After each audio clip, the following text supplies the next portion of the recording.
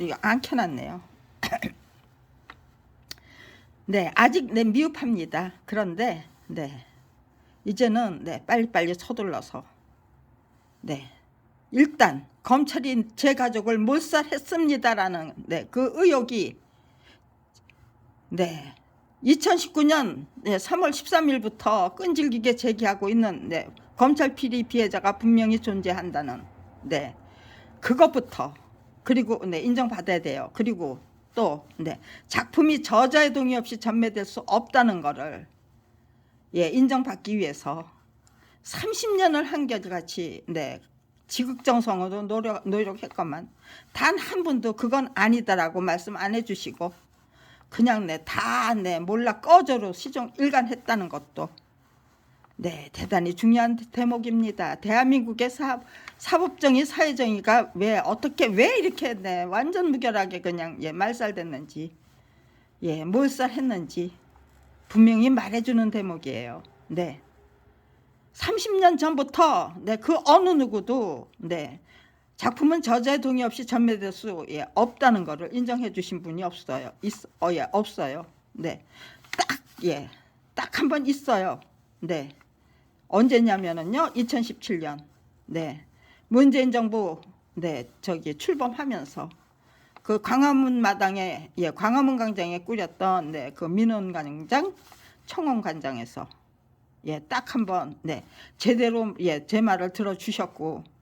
네, 제 남편의 그 서대원의 죽음에 대해서는 네 터무니없는 무혐의 처분, 네 저작권법 위반 사건에 대한 네 그 터무니없는 네 무혐의 처분에 불복했기 때문에 당해야만 했던 예, 의문사라는 네 말로다가 네 인정해 주셨어요. 그런데 네 그로부터 네 80 며칠이 지난 다음에 두 달 네 9월 예 28일 2017년 9월 28일 제 딸까지 살해당했다는 거는 네 그것도 네 칼부림이에요. 검찰 왕국을 지키겠다는 네 예 검찰 쿠데타예요. 네 만약에 네 문재인 대통령이 검찰 개혁을 약속하지 않았다면 예 문재인 대통령의 그 검찰 개혁 의지가 미약했다면 네 제 딸은 네 안 죽었을 거예요. 네. 문재인 정부의 그 저기 검찰개혁 의지가 네 아주 강력했기 때문에 어디 한번 해보자 하고 네 제 딸부터 죽였던 거라고 네 생각해요. 네. 아무튼지간에요. 네. 저는 네 이제 네 인정받기 위해서 최선을 다할 겁니다. 인정을 안 해주시겠다면은요 정말 네 제 발로 저벅저벅 걸어서 그냥 한강으로 들어갈 거예요. 네. 그렇게 하는 수밖에는 없어요. 네, 아무튼지간에 네 이 글부터 네 그렇게 하기 위해서 한강물로 저벅저벅 이제 제 발로 걸어서 들어가기 위해서 네 이런 글부터 작성해 예, 놔야만 되는 거예요. 그리고 네 여기저기 네 보내드려서 네 한 분 한 분 네 대답을 받아내야죠. 네 전부 사법정의 제대로 지켜야 될 네 책무가 있었고 네 임무도 있었고요. 네 그런 분들 중에서 네 그냥 네 생판 모르는 분한테는 네 그렇잖아요. 그래도 네 알고 있는 분들 저한테 네 친절하게 대해 주셨던 분들 네 마음이 따뜻한 분들 그런 분들에게 부탁을 드려야죠. 네 그렇게 네 마음이 따뜻한 분들을 예, 골라서 네 골라서가 아니죠. 선택해서 네 지금 네 이런 글을 작성하는 중입니다. 죄송합니다. 예 하도 네 저 혼자 예 외롭게 살다 보니까요. 이거는 네 말이 네 공손하기는 해요. 그런데 네 가끔씩 네 버르장머리 없는 소리들이 툭툭 튀어나오죠. 네. 제 인격 인품 제대로 지키기 위해서 노력했기 때문에 네 쌍스러운 말은 안 씁니다. 그런데 가끔씩 네 주책 없는 말들이 네 툭툭 튀어나와요. 네 참여연대 이태호 위원장님께 드리는 질문 및 부탁 네 2022년 1월 30일 수정했어요. 예 김경란 SOS 네 등록 A 대한민국에서 검찰 왕국의 부역자가 되는 것을 단호하게 거부할 수 있는 사람은 없다고 봐야 합니다. 검찰 왕국의 실체가 참말로 황당하기 때문에 국가 권력의 주인들이 제각각 눈 감고 귀 막고 살아야 합니까? 네. 제가 일단 벗어나고 싶은 거는요. 거국적인 차원에서 반드시 벗어나야 될 거는요. 눈 감고 귀 막고 살아라는 엄명이에요. 그거부터 깨부셔야 돼요. 지들이 눈 감고 귀 막고 살아야죠. 왜? 국가 권력의 주인들이 왜 종이 무서워서 눈 감고 귀 막고 살아야 합니까? 저는 정경심 교수에게 받아야 했던 그 4년 확정, 대법원 확정, 그리고 김학의 법무차관이 받아야 했던 무죄 면소 처분 그런 것도 이런 사람은 그렇게 막 살면 오히려 용서를 죄를 묻지 않고 정의롭게 살면은 악착같이 죄를 묻겠다는 그러니까 알아서 기라는 엄포 같아서 아주 기분이 더럽습니다. 제 기분은 대법원 그 확정 판결에 대한 제 기분은 아주 더러워요. 아주 그냥 딱 맞아 떨어지는 엄포 같아서. 아무튼지간에요. 어디 가봅시다. 어떻게 되는지. 계속해서 눈 감고 귀 막고 살아야 된다면 저는 한강물로 그냥 어기적 들어가겠습니다.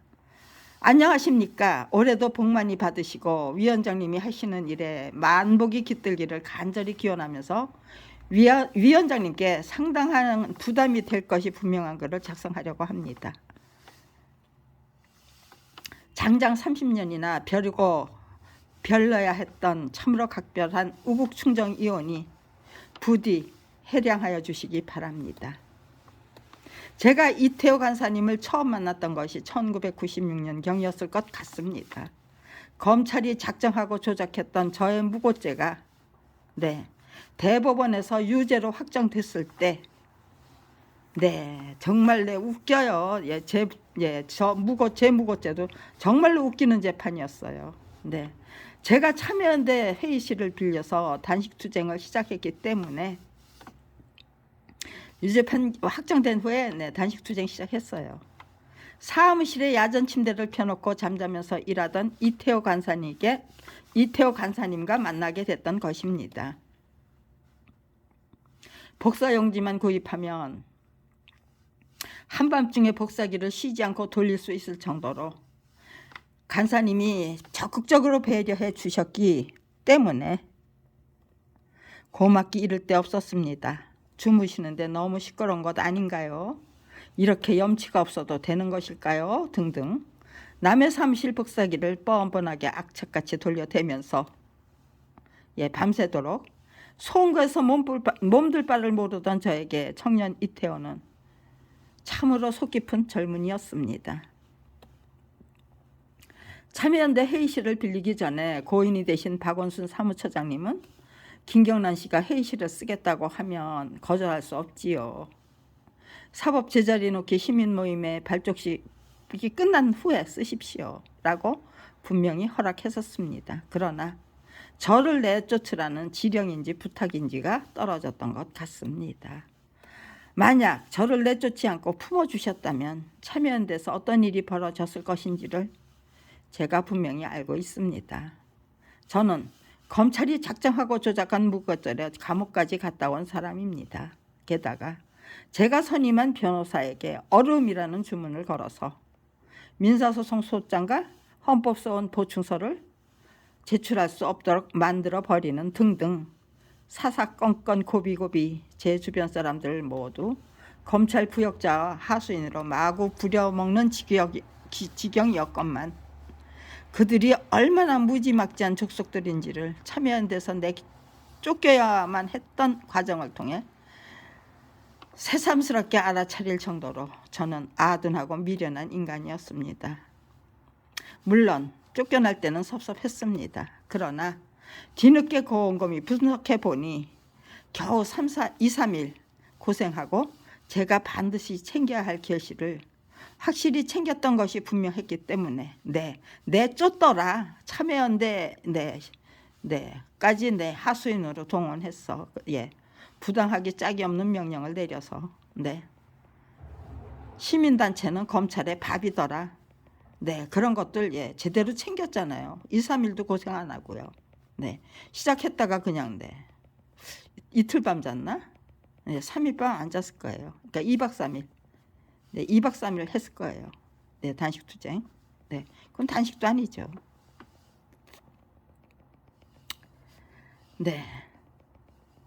길고 긴 고생을 싹둑 잘라버린 검찰이 고맙기 이를 데 없었습니다. 일찌감치 내쫓겼기 때문에 이태호 간사님을 더 이상 괴롭힐 수 없을 뿐 아니라 복사기를 사용하기 위해 미안한 마음과 뻔뻔한 마음이 격하게 충돌할 일이 없다는 것 등등 참으로 다행스러운 국면이 적지 않았습니다.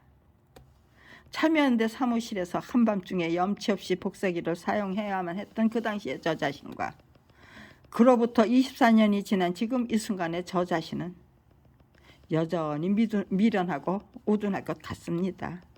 저의 의지와 투지와 결기가 달라진 것이 없다는 것은 30년 전의 제 마음과 지금 이 순간의 제 마음이 한결같다는 뜻이 될 것 같은데 저는 저 자신의 양심과 소신을 철저히 지키겠다는 원리 원칙부터 분명히 정해놓고 저 혼자 대담하게 움직였기 때문에 가능했던 일입니다. 그로부터 26년이 지난 지금 이 순간 조직을 운영해야만 하는 분들 중에서 국가 공권력에 부당하기 짝이 없는 명령에 감히 불복할 경우 조국 법무장관 일가처럼 회복불능의 곤욕스러운 상황으로 빠지고 만다는 것을 삼척 동작까지 분명히 파악하게 된 지경일 것 같습니다. 그러나 서대원 김경란 부부가 왜 밥벌이조차 할 수 없는 처지로 내몰려야만 했던 것인지를 정확하고 명확하게 기억하는 분은 없을 것 같습니다. 단 한 분도 없을까요? 글쎄요. 그렇지는 않겠죠. 기억하시는 분들도 계시겠죠. 그렇지만 그걸 아는 척 할 수 있는 분은 아무도 안 계시죠. 무리하기 짝이 없는 명령을 공공연히 남발하는 검찰, 무리수에 무리수만 열심히 두는 검찰, 잔인무도한 검찰, 비겁하고 비열하기 짝이 없는 검찰 등등이 30년이나 제가 직접 맞닥뜨려야 했던 대한민국 검찰의 진면목입니다. 그렇다면 이태호 간사님이 이태호 위원장님이 되실 때까지 직접 체험해야만 했던 검찰의 모습은 무엇입니까? 이태호 위원장님, 43살 늦깎이 만화가의 데뷔 작품이었던 한국 역사 만화 전집 14권을 통째로 빼앗긴 것이 부족해서 밥벌이조차 할 수 없는 처지로 내몰렸을 때 제 남편 서대원은 어떤 심정이었을 것 같습니까? 작품과 직업을 검찰 왕국 구축을 위한 번제물로 바쳐야 했던 늦깎이 만화가 부부는 남에게 폐를 끼치지 않고 인간답게 자기 손으로 벌어서 먹고 살기 위해 제각각 막노동이라도 시작해야만 했다는 것이 대한민국을 위한 정답입니까? B. 부당하기 짝이 없는 명령을 마구 남발하는 것은 검찰입니다. 그럼에도 불구하고 검찰을 원망할 수 없기 때문에 그 모든 책임을 제가 짊어지는 수밖에 없었습니다. 덕분에 저에게는 제 편이 없습니다. 저를 한없이 원망하는 분들만 존재할 뿐입니다. 2000년대의 어느 날 저는 어떤 언론인의 호출을 받았습니다. 취재 목적은 아니다라고 분명히 밝혔기 때문에 도대체 나를 왜 오라가라 하는 것일까가 대단히 궁금했었습니다. 만나자마자 그분이 불문곡직하고 내던졌던 말씀이 남의 돈 무서운 줄 모르는 사람이기 때문에 뜯지도 않고 쓰레기통으로 직진할 유인물을 그토록 끈질기게 등기우송하는 것이라는 질책이었기 때문에 정말로 어이가 없었습니다. 그 순간 저에게 그 무엇보다도 궁금했던 것이 자발적인 호출이었을까 아니면 누군가의 부탁이었을까 였습니다. 그리고 누군가의 부탁이었다면 저들의 노림수는 무엇이었을까도 대단히 궁금했었습니다. 위원장님이 직접 느끼셨던 저는 어떤 인물이었습니까? 1986년도에 저는 선천성 심장병 수술을 더 이상 미룰 경우 아이가 돌아가실 수도 있습니다라는 무시무시한 경고를 분명히 들었음에도 불구하고 수술비 200만 원을 구하지 못해서 무남동료 외동딸을 죽일 뻔했던 위인이었습니다. 저의 뻔뻔함은 도둑질이라도 해야 할 때는 해야 한다라는 뒤늦은 깨우침이 만들어내는 것인데 억지로 쥐어짜내는 뻔뻔함이기 때문에 요령도 없고 생각도 없다는 것을 항상 뒤늦게 느끼게 됩니다. 2002년도에 등기 편밀 영수증을 모두 꺼내서 합산했을 때 6천만 원 이상이었기 때문에 저 자신조차 믿기지 않는 상황이었습니다. 그러나 너무나도 분명했던 것이 남의 돈을 빌렸던 것이 아니었고 무리한 짓을 했던 일도 없다입니다. 다만 이상하게도 돈이 돌고 돈다는 것은 분명히 느꼈기 때문에 은행 통장을 절대로 버리지 않고 차곡차곡 모아두었던 것인데 길바닥으로 내쫓기기 전에 애써 모았던 통장이 사라졌기 때문에 고맙기 이를 데 없었습니다. 어차피 보존하기 어려운 물건이었기 때문입니다. C. 내가 갖게 된 의지가 내가 가야 할 길을 결정한다는 것부터 느꼈던 것은 그 어느 누구의 도움도 받을 수 없는 입장이었기 때문입니다. 검찰이 작성하고 나설 경우 그 어떤 것도 훔쳐가거나 가로챌 것이 분명했습니다. 게다가 저까지 죽이자고 들면 1000번이라도 죽일 수 있는 족속이라고 확신했기 때문에 제 아무리 지극정성을 다한데도 결국 헛고상이 되고 마는 것은 아닐까라는 두려움을 갖게 됐었습니다. 그러자 다 자동적으로 온갖 대하사극이 삼국사기, 삼국유사 등등 그 옛날부터 전해져 내려오는 책에 들어있는 단 몇 줄의 기록을 토대로 해서 만들어진다는 사실을 생각했기 때문에 그렇다면 더더욱 정확하고 명확한 기록을 남기기 위해 더더욱 지극정성을 다하자. 네, 더더욱 네. 라고 결심하게 되는 것이었기 때문에 결국 내가 갖게 된 의지가 내가 가야 할 길을 결정하게 된다는 것을 분명히 느끼는 한편 내 목표가 너무나도 분명하기 때문에 내가 가야 할 길은 절대로 변할 수 없을 것까지 분명히 느꼈습니다. D. 대한민국 국가 권력의 주인들의 수준을 가장 효과적인 차원으로 이끌어 올려드리자가 제가 철저히 준비해야만 했던 필승의 전략이었기 때문에 30년의 지극정성과 조직, 일관이 반드시 필요했던 것입니다. 네, 국민의 수준과 차원을 가장 효과적인 차원으로 이끌어 올려드리자가 저게 그 무엇보다도 중요한 저게요. 제 목표였고 그것이 저의 그 필승의 전략이었어요.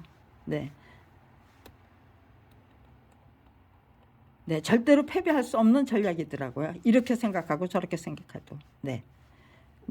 그런데 그게 필승의 전략이 되려면 이렇게 오랜 시간 동안에 지극정성이 필요했던 거죠. 1980년 11월 겨우 9개월을 산 아들이 뇌종양 수술을 받고 사망했을 때 나는 엄마가 아니었다라고 스스로 자책해야만 했었습니다.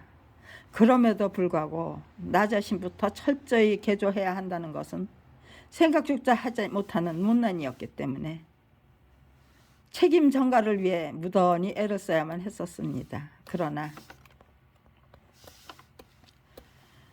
남의 탓을 하면 할수록 제 마음이 더더욱 황량해지고 황폐해졌기 때문에 이러다가 정신병원에 실려 갈 것 같다는 생각까지 하게 되자 제 마음을 다잡기 위한 노력을 본격적으로 시작해야만 했었습니다.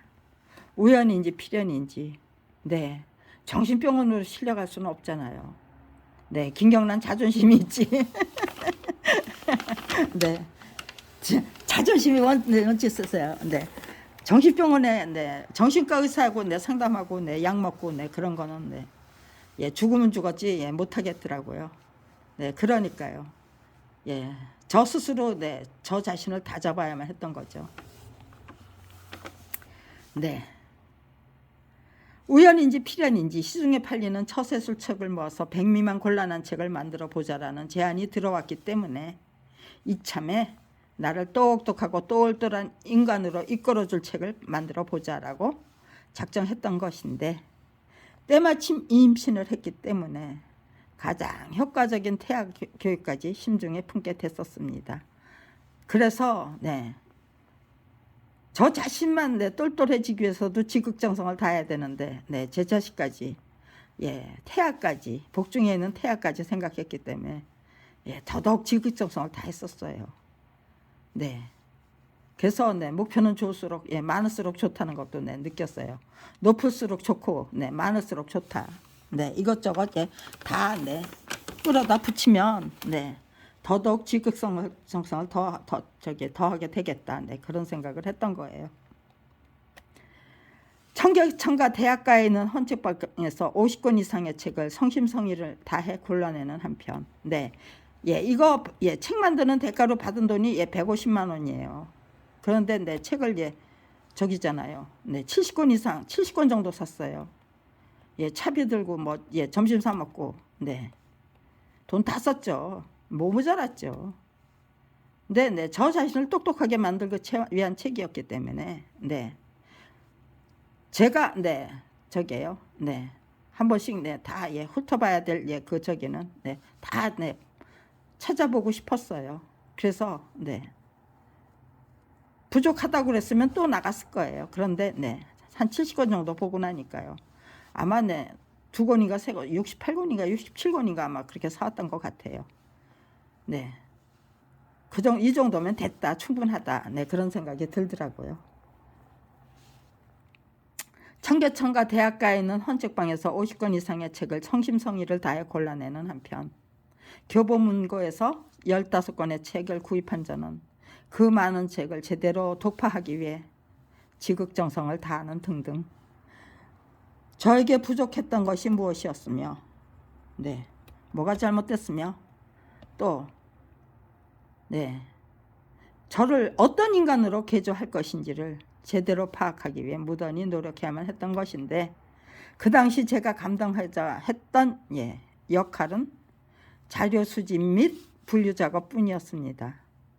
그러나 제가 모아서 항목별로 분류한 자료를 남편이 제대로 활용하지 못했기 때문에 제가 편집 저자까지 도맡아야 했던 것인데, 저를 똑똑하게 만들기 위한 책은 그 책을 읽는 독자들까지 똑똑하게 만들기 위한 책이었습니다.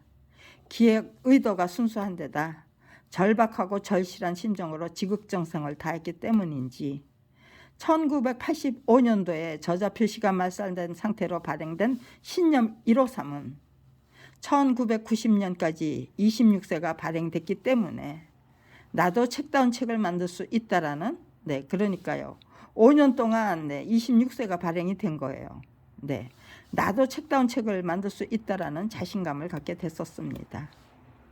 1989년 1월 9일 저자의 동의 없이 전매됐기 때문에 1989년 6월 6일과 1990년 8월 8일 두 번 연이어 저자 표시가 말살된 상태로 발행된 한국 역사만화 전집 14권을 되찾기 위한 고소장을 1990년 11월 3일 강남 경찰서에 제출했던 저는 그 다음날 1년 신념 153을 되찾기 위한 고소장까지 제출했던 것인데, 제가 2천만 원의 손해배상금과 함께 인쇄용 필름을 받았던 것이 1991년 2월이었습니다. 네. 이때부터 네, 저는 저기예요. 네. 이 신념 153의 수정보안판을 빨리 만들고 싶었어요. 네.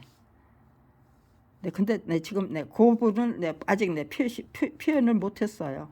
네.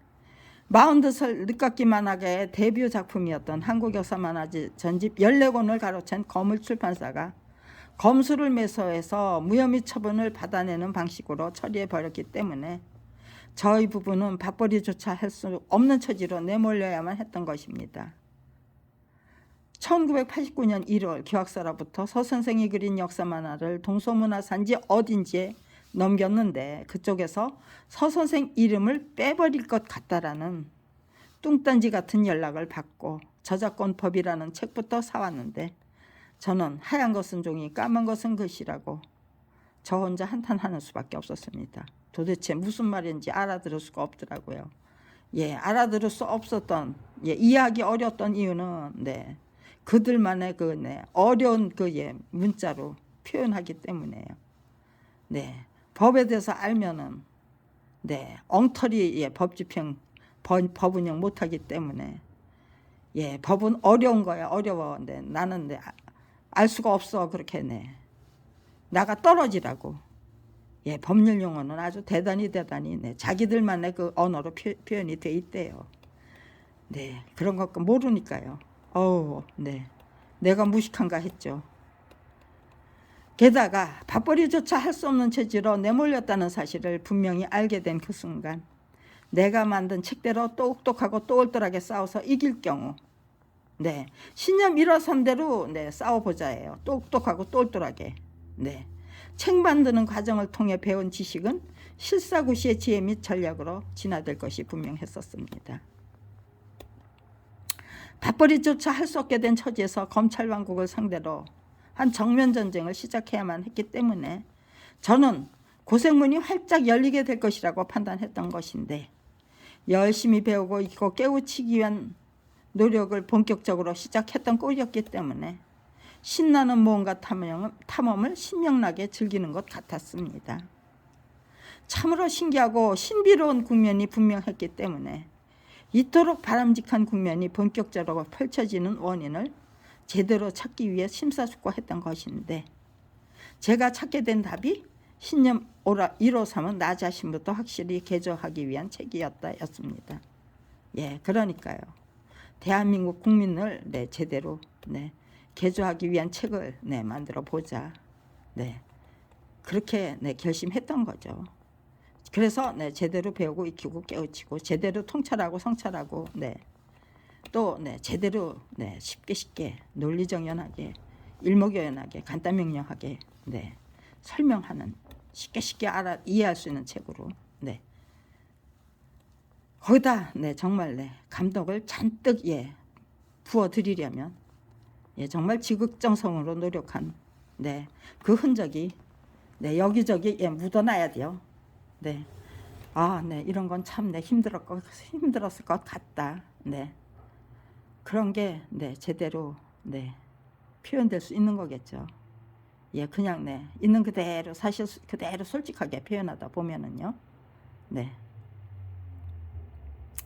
검찰 왕국을 상대로 한 정면 전쟁을 통해 책 만드는 과정을 통해 배운 지식을 실전 경험을 통해 제대로 배우고 익히고 깨우쳐서 실사구시의 지혜 및 전략으로 제대로 소화하고 승화할 경우 신념 153의 소정보안포는 우리들의 정신문명을 제대로 이끌어 올릴 수 있는 책이 되고도 남을 것 같았습니다. 저에게 그 무엇보다도 마음에 드는 원리 원칙이 문화적인 자산과 정신적인 자산은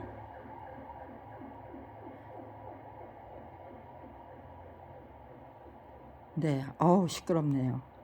여기 세브란스 병원도 있고요. 적십자 병원도 있네요. 그래서 여기 세란 병원도 있고 아주 저 소리 시끄러워요.